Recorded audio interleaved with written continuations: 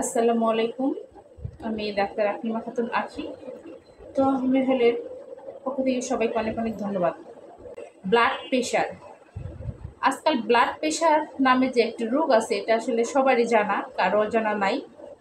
তবু আজকে blood pressure কিভাবে হয় এবং ব্লাড প্রেশারের হোমিওপ্যাথিক কী ধরনের চিকিৎসা রয়েছে সে নিয়ে আজকে ভিডিওটি, সম্পূর্ণ ভিডিওটি দেখে থাকুন। যে যেখান থেকে দেখছেন লাইক কমেন্ট শেয়ার করবেন বেশি বেশি, এবং কমেন্ট করুন কে কোথা থেকে দেখতেছেন। সঞ্চালমান রক্ত, হৃৎপিণ্ড, শিরা, উপশিরা প্রভৃতি আবেষ্টনীর উপরে যে চাপ দেয় তাকে ব্লাড প্রেশার বলে। ব্লাড প্রেশার হলে মানুষের কী কী সিমটম থাকে, এক একজনের ক্ষেত্রে এক এক ধরনের সিমটম, বহু সিমটম রয়েছে। এর মধ্যে আমি কয়েকটি সিমটমের কথা বলতেছি।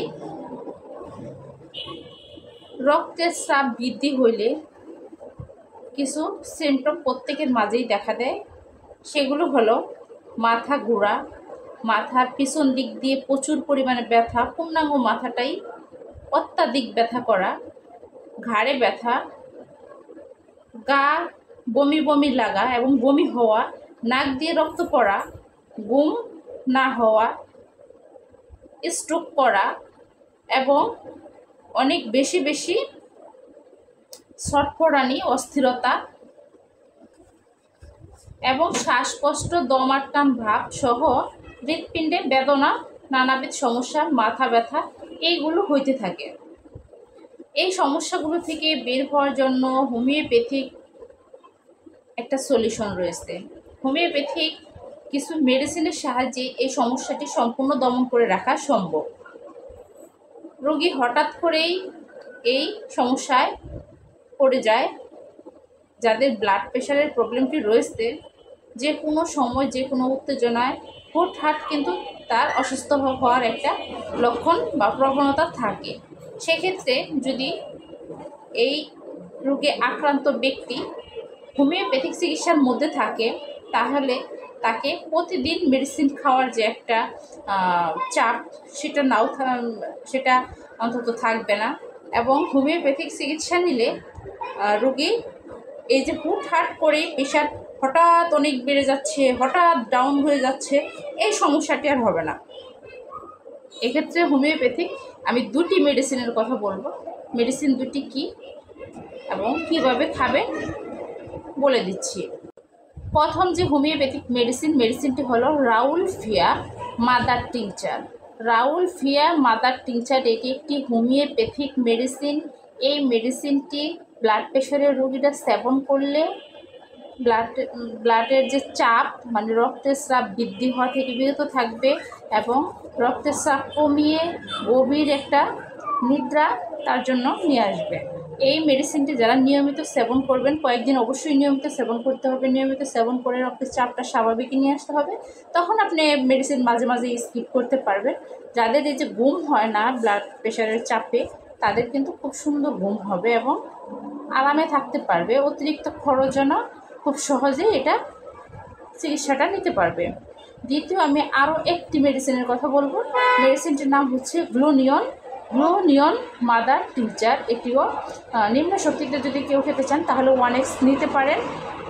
এই মেডিসিনটি যাদের অনেক বেশি ব্লাড প্রেশারের চাপে দপদপানি মাথা ব্যথা করে, রোদে যাইতে পারে না, মাথা ব্যথা করে, কোনো কাজকর্ম করতে পারে না, গার মাথা একদম খিচিয়ে নেয়, প্রচুর ব্যথা করে, রোগী অস্থির হয়, ছটফটাতে থাকে, সেক্ষেত্রে গ্লুনিয়ন মাদার টিংচারটি খুবই সুন্দর একটা ফল দেবে তাকে।